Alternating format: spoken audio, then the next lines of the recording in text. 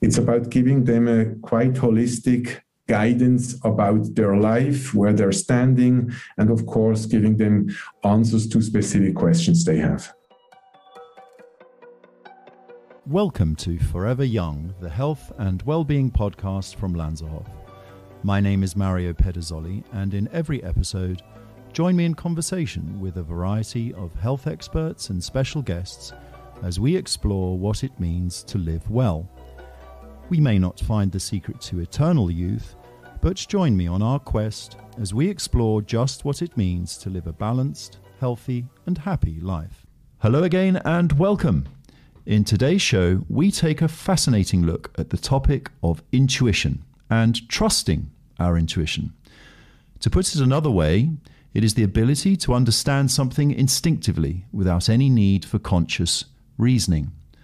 And we all know that feeling, that gut feeling, in fact, a knowing, or at the very least, a gentle persuasion that something is not quite right or needs our attention. It's subtle in nature, which is why it's easily missed. Understanding and harnessing our intuition can bring extraordinary results.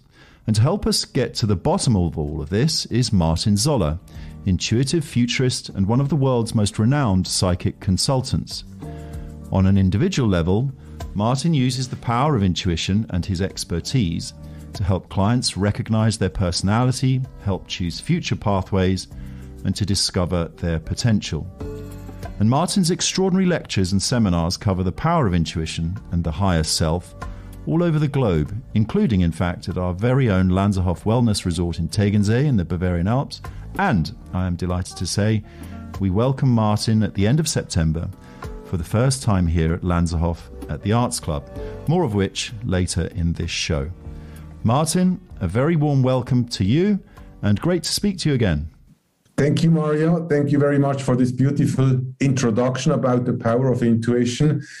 You said it in a beautiful and very philosophical way, and basically down to earth, very, very wise, I would say, because for many people still intuition still is something very unclear and difficult to capture, but with your words it became a very nice form and it's very understandable. So thank you very much for that. Well, thanks. I think the last time we spoke on a previous webinar, that helped me understand a lot, and more of that later as well. But there is much to discuss today, Martin, and I think we can all somehow relate to our instinct, and maybe we all have examples of how we've listened to our gut instinct, or maybe not listened to it and regretted it. So how do you best describe this sense of intuition?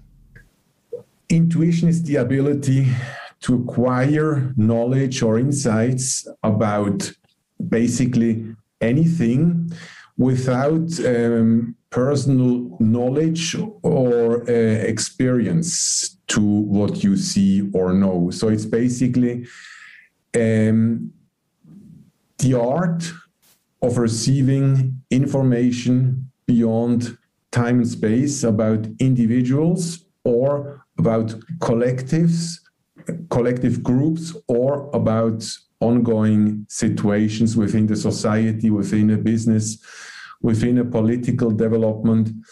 And what makes intuition very interesting is that it's completely free of personal experiences, meaning that a seer or an intuitive guide can reach insights to information he or she has never personally experienced or even necessarily studied. And that's also the difference between instinct and intuition, which is almost the same, but it's not really the same, because instinct we also know from the world of animals, where, for example, puppies instinctively know how to drink the milk from the mother, or within nature, animals who know instinctively how to react if there is a danger, or if they let's say intuitively they feel that something is wrong, and instinctively they know how to escape.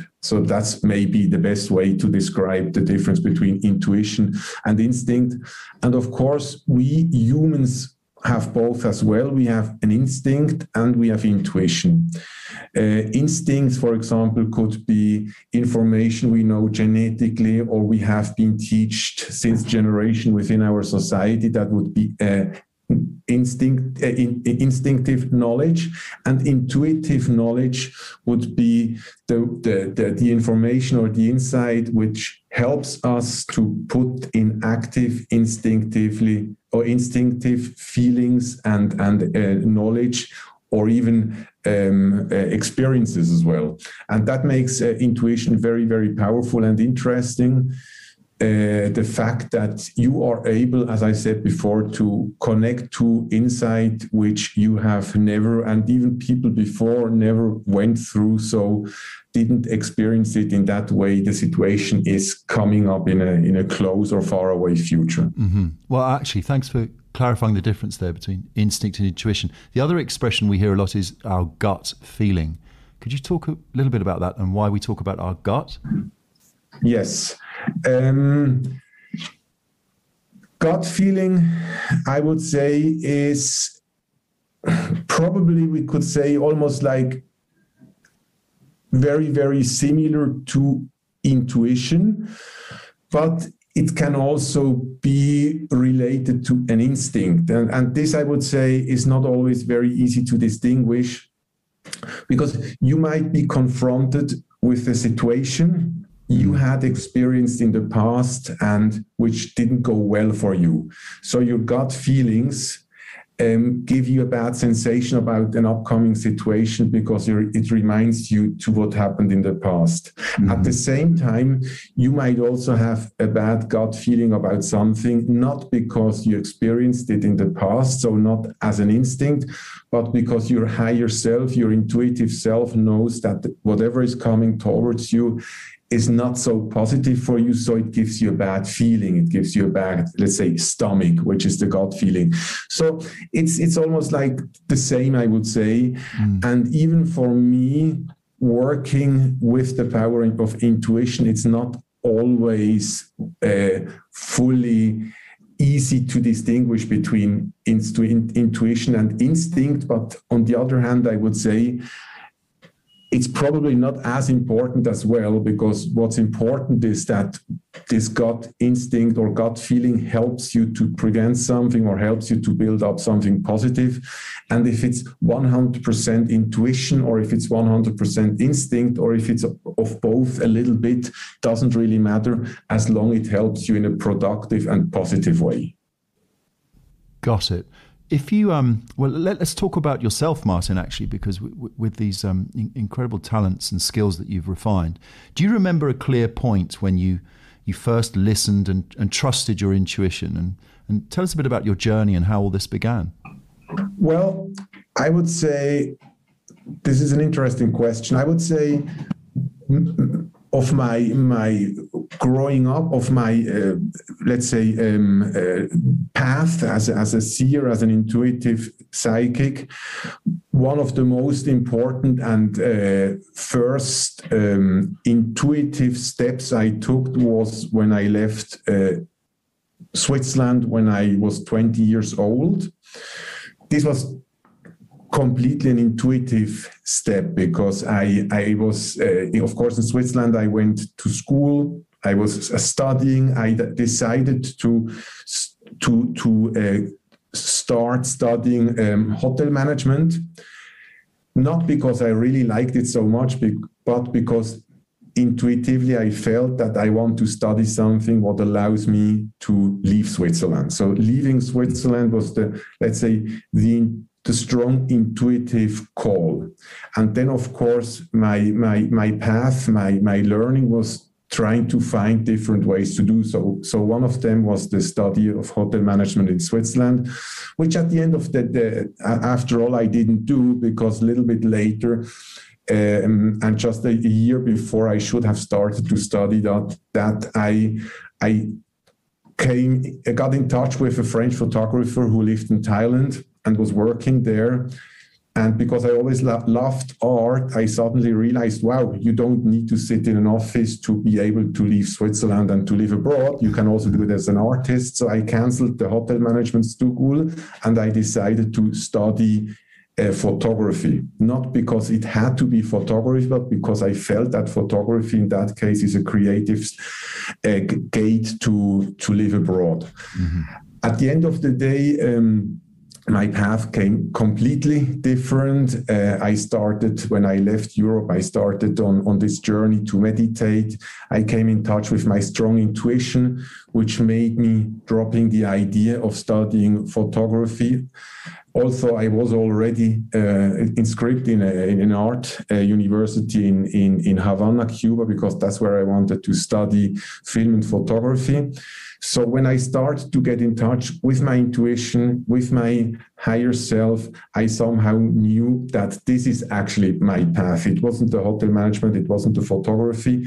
It just had to take me out of Switzerland. And once I was out, once I had the freedom to study about myself, to learn about myself, I got in touch with my pure intuition. And that's when I started to go this path. And that's when I had different teachers from different nations working with me, teaching me, helping me through 3-4 years to see how to develop the gift of the sixth sense. And this brought me to where I am today. So to answer your question, I would say one of the most important and strongest intuitive insights I had was the one who told me, leave Switzerland to build up your life and to get in touch with your inner self.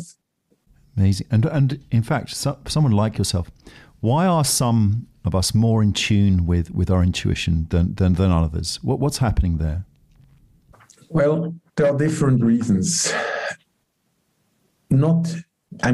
Every person is intuitive.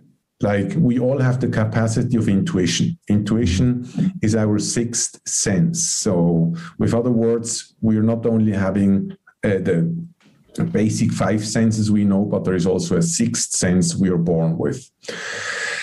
First. Second, as with everything else in life, not everybody has the same talents for the same abilities. Like, some people, their talent is languages. Others have numbers, science. Others, they have arts.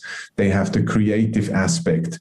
Others, they have the intuitive psychic ability very strong within themselves. So for those, of course, it's much more easy to connect to their intuition than for someone who doesn't have such a strong capacity for their sixth sense or for their intuition. And then there are others again who do have a strong intuition, who actually have a strong sixth sense, but society, family, whatever, religion didn't allow them to go down that path. So there are different reasons why some people don't feel so connected to intuition. But in my experience and what I'm doing now, I'm now doing more than 25 years. My experience showed me that each and every person can develop it. It's like if you never learned a language and suddenly you realize, wow, okay, there is another continent and they speak different languages, and you start to read books of this language and you start to see movies. It still takes you time to learn the language. And the same with intuition. It's not enough to know that there is an intuition, but it's also very important to practice it, to develop it, to work with it. Also to have the courage to make mistakes with it, because that's also how we learn. We learn through our mistakes, and only mistakes make us stronger. But slowly, we start to feel it, and then we realize it. Wow, that's something I have as well within myself, and it's fun, it's interesting, and actually I can do very much with it in my life. So a couple of interesting things there listening to that. You mentioned this. Is there always a battle between logical reasoning and intuition? You said sometimes it's society or religion that prevents that. Do you see that all the time? And is there always a battle? Can they ever work together? No, there is not always a battle. And this I also had from my personal experience when I started to go down this path consciously with 2021, 22, 23. It was quite a battle, because I grew up in a very rational society. We were taught to study. We were taught to learn. We were taught to believe what we see and what we can touch. So suddenly to feel yourself confronted with a reality which is non-physical but still real was, of course, quite difficult at the beginning. And then through the years, I learned how to implement this non-physical intuitive reality with the physical reality. And at one point, they have not been in competition to each other anymore, or a battle, but they became supportive. And this is what I always talk in my lectures, or what I do with my clients.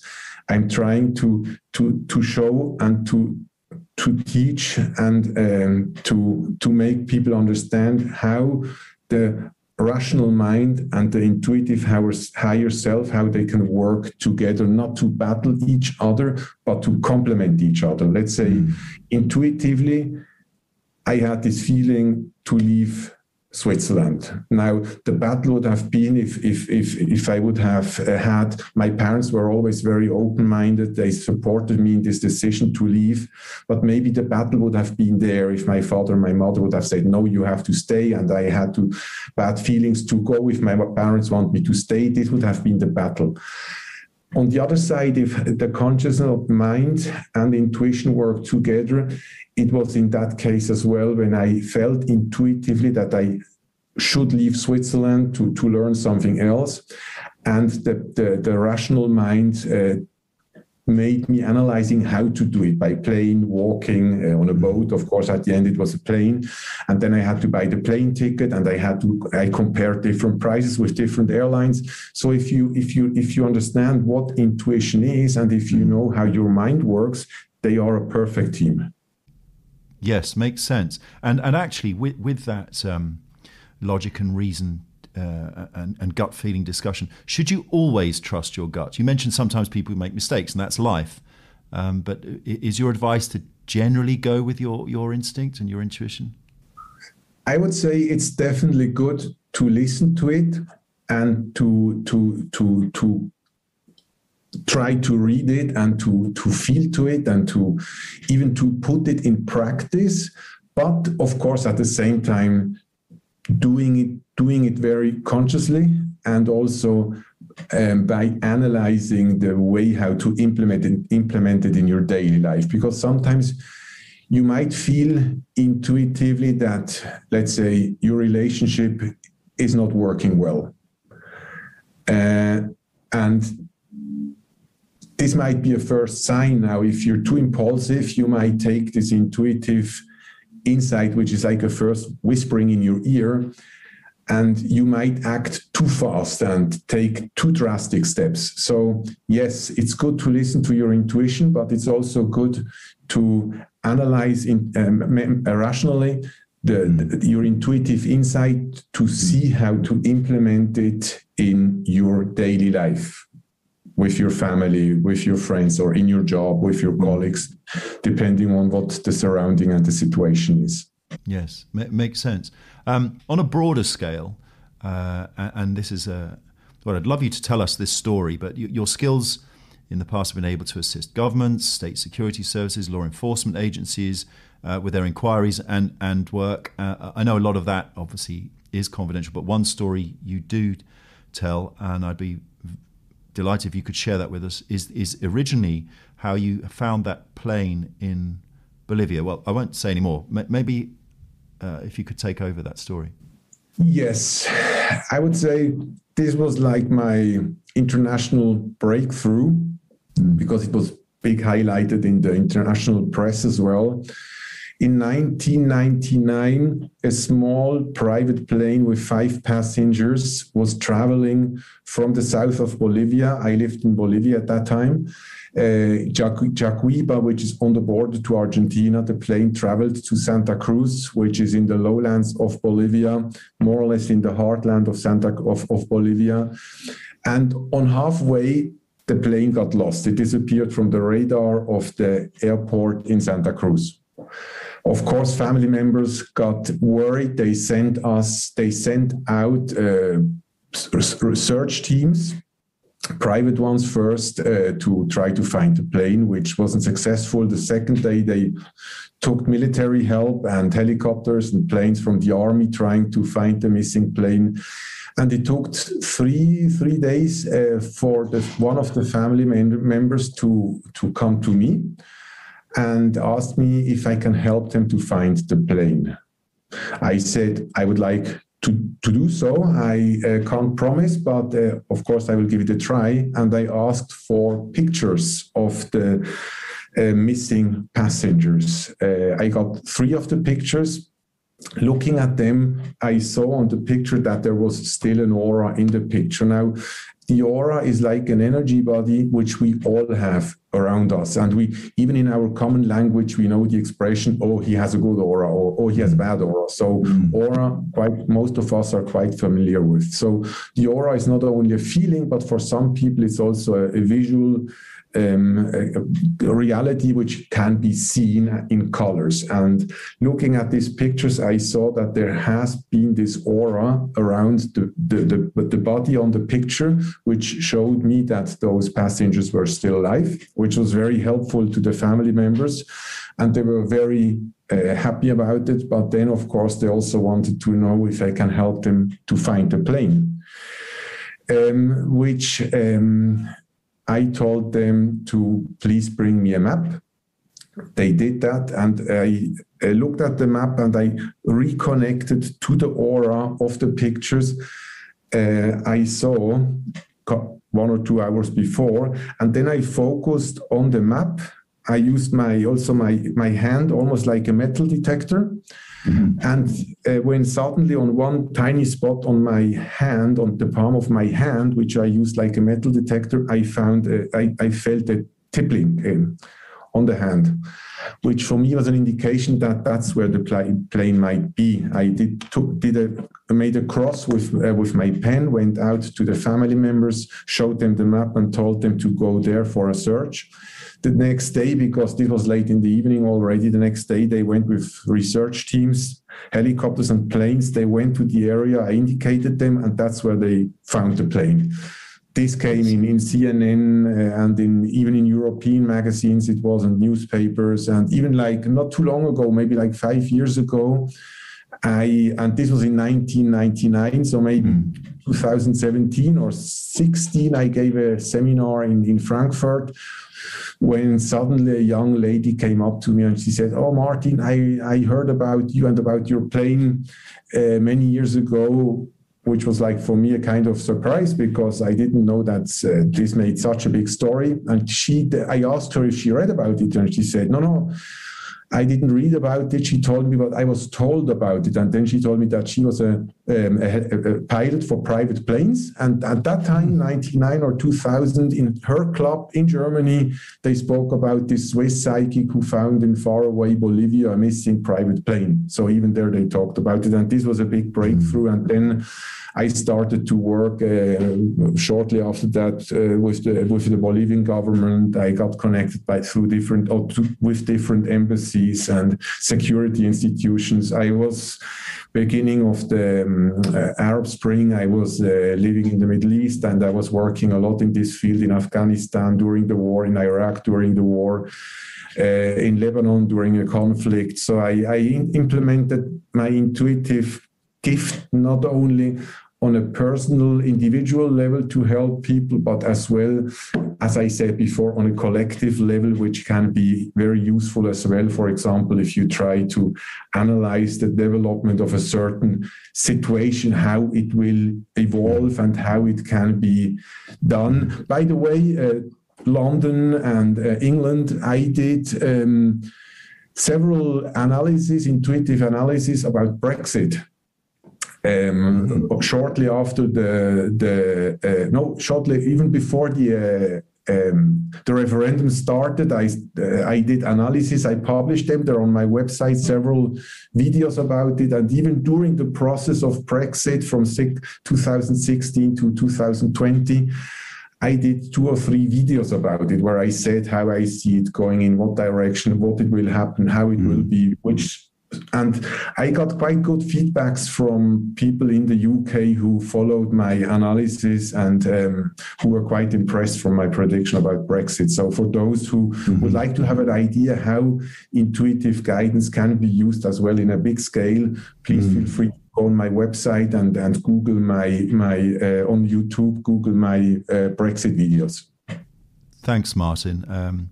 Just an incredible story, and thanks for sharing that too. You mentioned the press coverage. It was interesting to see a picture of you back then in 1999 as a young man making your way in this world. But obviously you've received a lot of coverage since. You mentioned aura. Maybe this is a good time to talk about this, because it is one thing developing our intuition, but that is maybe a gift that you have, and maybe you can develop intuition up to a point. But I had the pleasure of interviewing you before. You surprised me and read my aura. I found all of that uncannily accurate, and actually have spoken a little bit about that since. Could you maybe explain a little bit about this part of what you do and how you read a client's aura and what it means? Yes. The aura, as I call it, is like a photography of the soul. It basically is an energy body within and around the physical body. It's like we have a physical reality, we have a physical body with its organs, with the bones and the everything together, and we also have an energetic body, which is the aura. The aura shows different aspects of the human being. For example, it shows talents or gifts, vocations of people. It shows what they're good in. It also can show psychologically their fears, their insecurities, their powers, their strength. And then, of course, it also shows aspects from the future. It can show in what direction something is developing. It's like a GPS, or it's like the weather forecast. In the aura, I can see almost like the weather forecast shows us how the weather is developing. The aura can show us how life of an individual or of a collective is developing. This makes it very interesting, especially working with clients, because you not only see like what is happening, but you can see how it is happening if you don't do anything with it. Let's say you're driving down a path and we see that the situation which is evolving isn't going in a good direction. So it would be too easy just to say, okay, what you're doing will not end good.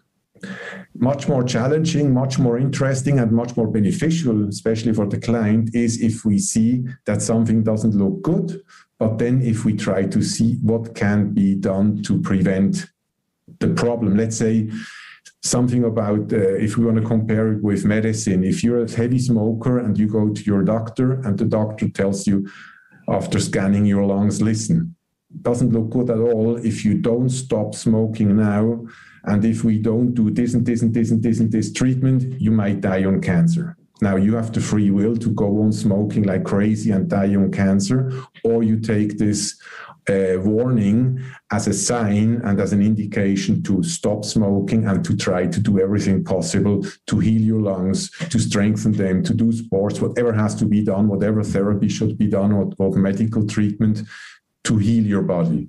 And of course, the same can be done if we see some negativity in the aura. We can see, listen, this is the situation, looks okay, so go on. It doesn't look so good, so let's see what we can do to change the direction.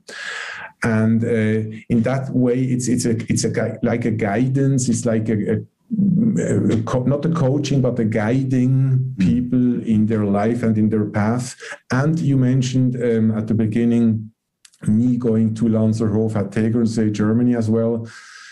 I'm working quite a lot with doctors as well, because the Lanserhof Tegernsee is a medical institution, so they do medical treatments and detox. So when I'm there, I'm working with their clients, not only on a personal growth and internal development level, but also on a physical level to see where certain blockages or physical problems are coming from, or which danger or which could come up as an uncomfortable, unwanted physical situation, and what can be done to change it. So you can cover different levels by working with people's aura. And of course, yes, everybody has an aura. And interesting enough, not only human beings have an aura, but also animals have an aura, and even projects have an aura. And that's, for example, how I work with business people or politicians, because as soon one or more people think in a project, this thought creates an aura, and this thought might have a positive outcome or a negative outcome. And so even situations, projects have an aura as well. And of course, plants, trees, nature also has an aura. Everything what has life has an aura. So Martin, when you when you look at people, do you just see a sea of aura and colors all the time, or do you switch this on, if you like? Yes, I switch it on and off, because seeing the aura is not only a visual aspect which you receive, but it's also an emotional. But you feel the person at the same time. Let's say someone has a very positive aura. So this is the kind of person you feel very happy with, you like to be with, you like to go out. There might be some people that have a very tense and a very hard aura, and those are the people, when you're together with them, you're getting tired, you feel uncomfortable, you have this first not so positive feeling.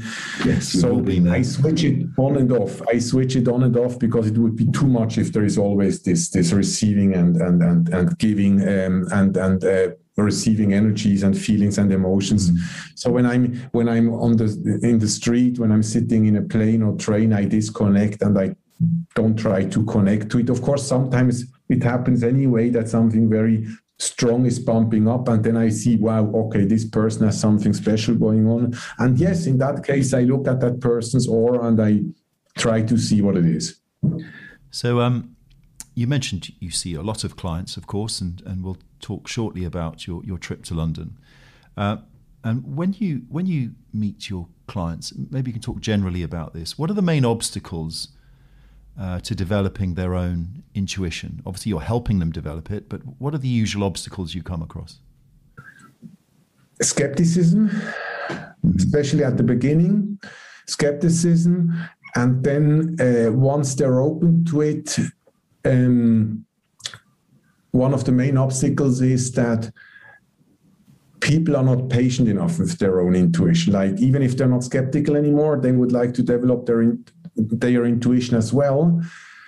And then they start maybe to meditate a little bit or to read books about it. But when they realize that this is a profound reality and a profound universe out there, they get lazy about it, they get comfortable about it, or it's just too complex, and then they drop it again. As I said before, intuition is like very profound, has a lot of aspects of realities, and it has to be learned. It's almost like learning a new language. If you're English speaking and you learn French or German, you know how complex it is.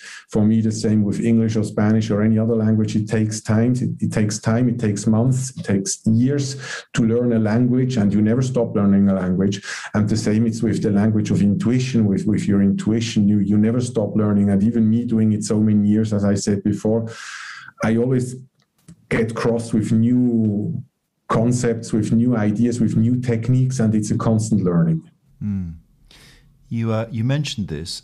You mentioned meditation, and I think you use that as part of your preparation with your work, but I think you also recommend it to your clients as well. How do you meditate, and what are the routines that you like to stick to?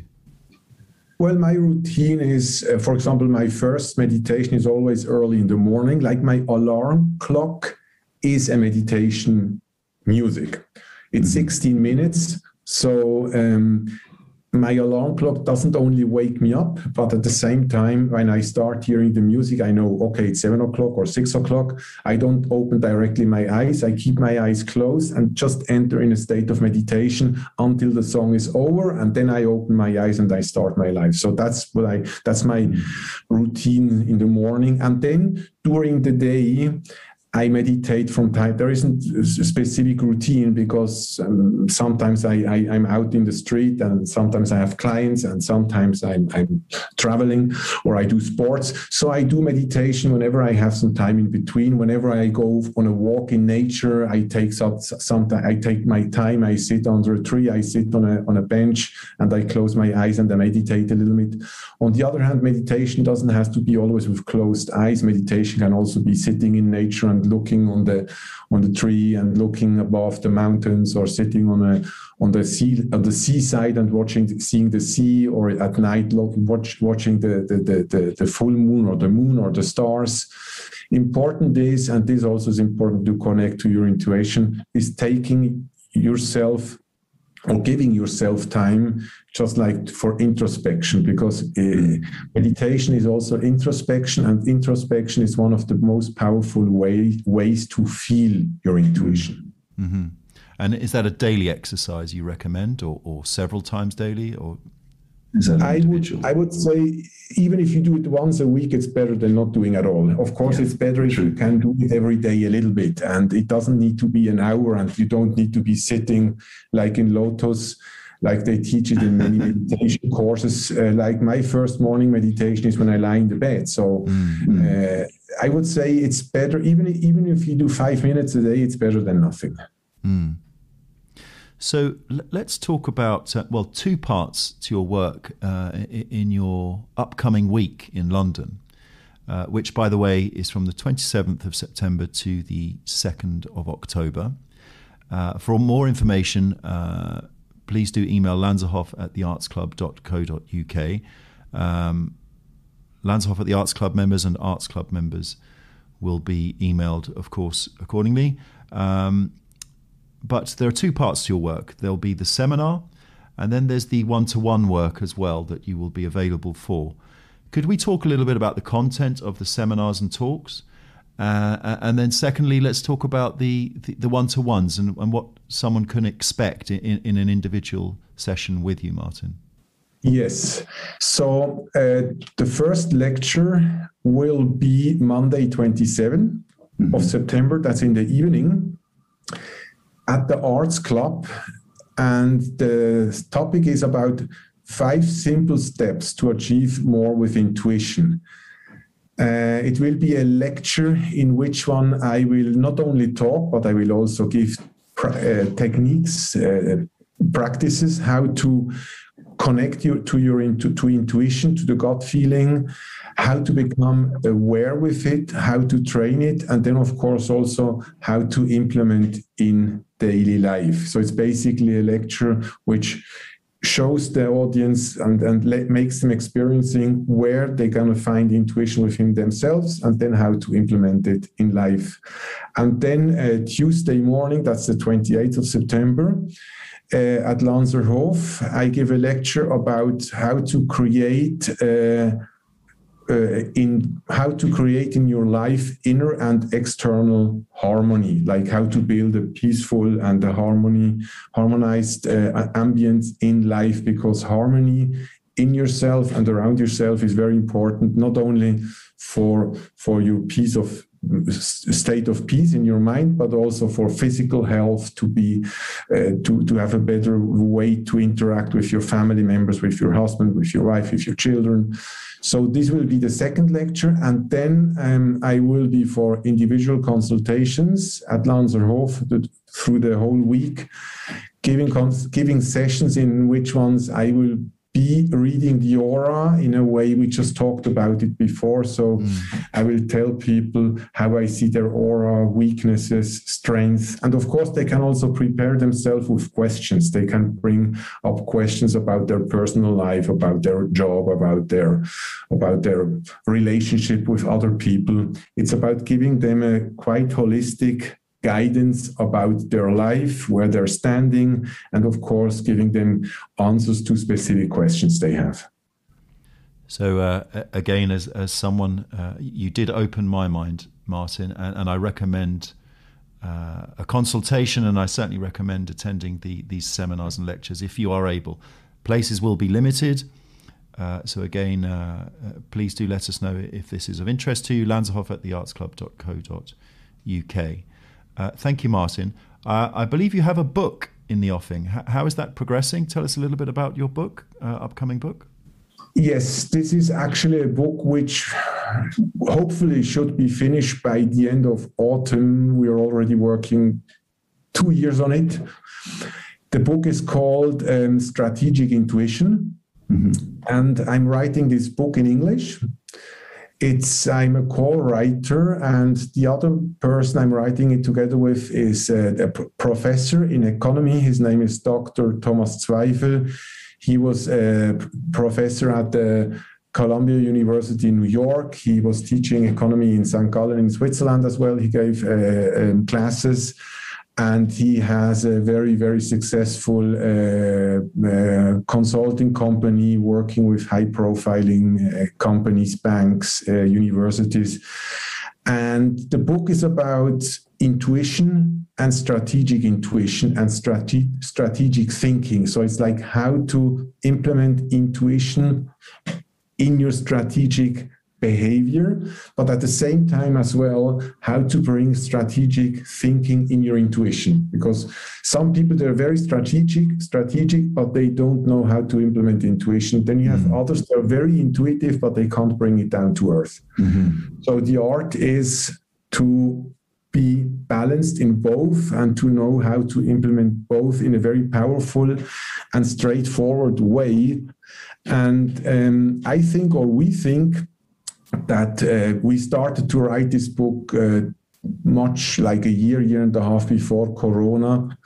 But especially now, such a book we think is quite important, because in times when everything around us breaks apart and everything is almost like being reshuffled and the rules are almost like made new, strategic intuition can be very, very important, because many of us, we find ourselves like not alone, but under these new rules and under this new way of living, and we have to find ways how to adapt to that and how to make the best out of it for us, for our family, for our business.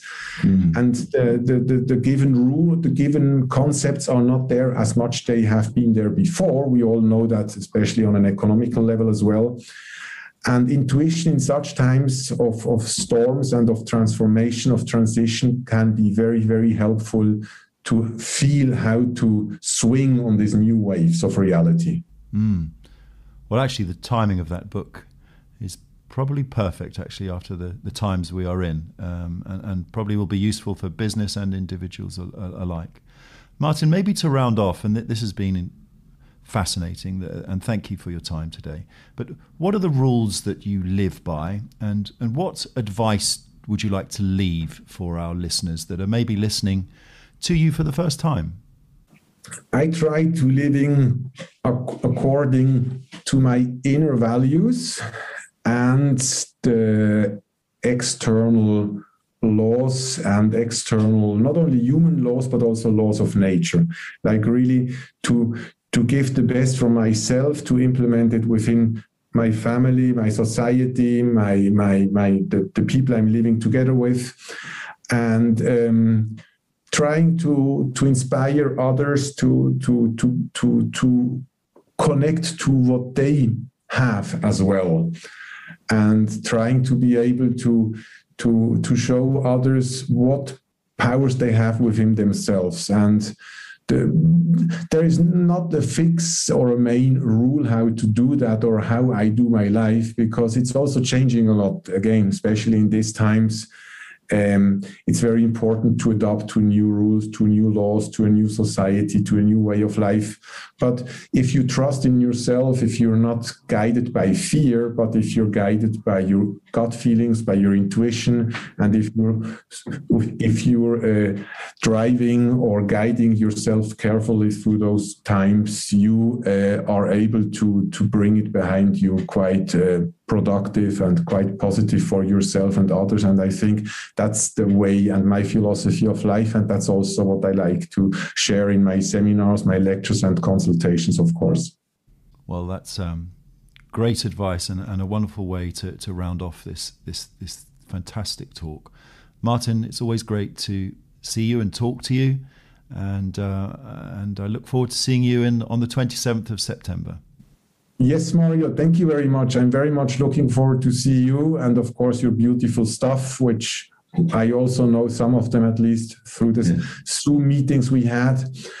And stay safe, all of you. It was a great talk. I'm looking forward to see all of you and, of course, as well, the audience, the people who are listening now. I would like to invite to the lectures and to a consultation, and be very happy to share my experiences and my insights with everybody who is open to it. Thank you very much. Thank you, Martin. We all look forward to that. Thank you.